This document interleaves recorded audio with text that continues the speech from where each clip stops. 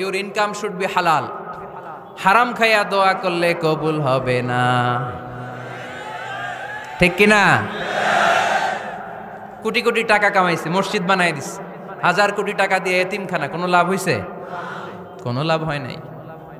ইন্নাল্লাহা তাইয়্যিব লা ইয়াকবালু ইল্লা তাইয়্যিবা। আল্লাহ পবিত্র, আল্লাহ যেটা গ্রহণ করে ওইটাও হওয়া লাগবে। লা ইয়াকবালু ইল্লা তাইয়্যিবা, হারাম থেকে আল্লাহ কবুল করে না। এক সাহাবী,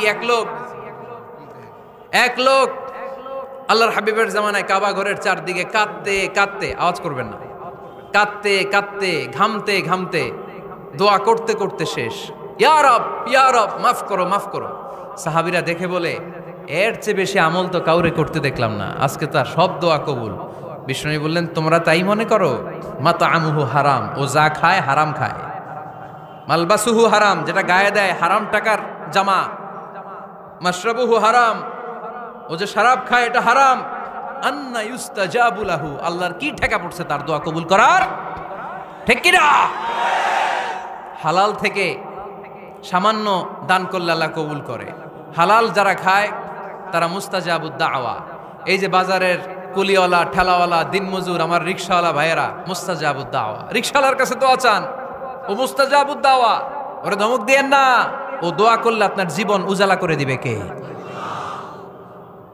আপনার বাড়ির দারোয়ান হতে পারে মুস্তাজাবুদ দাওয়া, কারণ বেতন পায় 5000, ওর হারাম ঢুকবে কেমনে? যেটা খায় ওইটাই হালাল। এজন্য আপনার ইনকাম হালাল হতে হবে দোয়া কবুলের জন্য। শর্ত নাম্বার 1। শর্ত নাম্বার 2, দোয়া করার সময় দোয়া করতে হবে একজনের কাছে, তিনি কে? আল্লাহর কাছেও কিছুক্ষণ মসজিদে চাইলেন, আবার মাজারে যেও বাবার কাছে চাইলেন, দোয়া একেবারে কবুল? কবুল হবে? খবরদার, চাইতে হবে একজনের কাছে, তিনি কে? 3 নাম্বার শর্ত, দোয়া করার সময় ইয়াকিন থাকতে হবে। ইয়াকিন, উদউল্লাহ ওয়া আনতুম মুকিনুনা বিল ইজাবা। এমন ভাবে দোয়া করেন যে আপনি নিশ্চিত, আমি যা বলছি আমার আল্লাহ শুনছেন, আমি যা বলছি এ দোয়া আল্লাহ কবুল করবেন, অবশ্যই করবেন। আল্লাহর উপর আস্থা একটু কম না? কম না বেশি? যার আস্থা বেশি তার দোয়া কবুল হওয়ার সম্ভাবনাও বেশি। আপনি যদি সন্দেহে, হায় রে দোয়াটা যে করতেছি না জানি কবুল না হয়, ওই দোয়া জীবনেও কবুল হবে? উদউল্লাহ ওয়া আনতুম মুকিনুনা বিল ইজাবা, এমন ভাবে আল্লাহর কাছে চাও যে তুমি নিশ্চিত কবুল হয়ে যাবে। 4 নাম্বার শর্ত, আল্লাহর হাবিবের উপর দুরূদ পড়া। পড়েন সাল্লাল্লাহু আলাইহি ওয়াসাল্লাম। আল্লাহর হাবিবের উপর দুরূদ পড়তে হবে দোয়া শুরুতে, মাঝে কিংবা শেষে। যদি আল্লাহর হাবিবের উপর দুরূদ না পড়েন, ওই দোয়া কবুল হবে? কুল্লু দুআইন মাহজুব মাওকুফ বাইনা সামাই ওয়াল আরদ হাত্তা ইউসাল্লা আলাইয়া।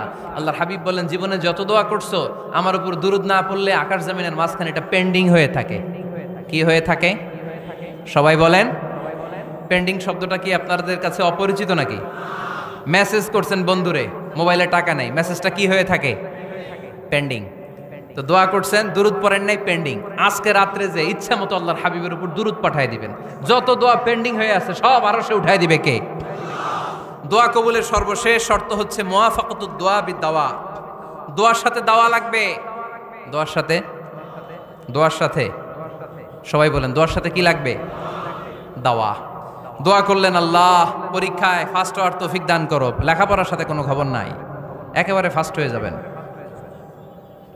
অনেক সময় মাহফিল শেষে অনেক বাবারা কলম নিয়ে আসে আমার কাছে।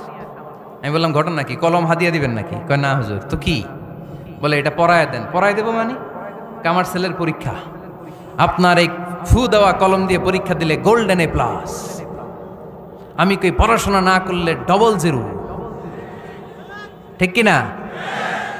আগে পড়াশোনা করতে হবে, তারপর দোয়া চাইলে ওই দোয়ায় কাজ হবে, ঠিক কিনা? এটাই ইসলাম।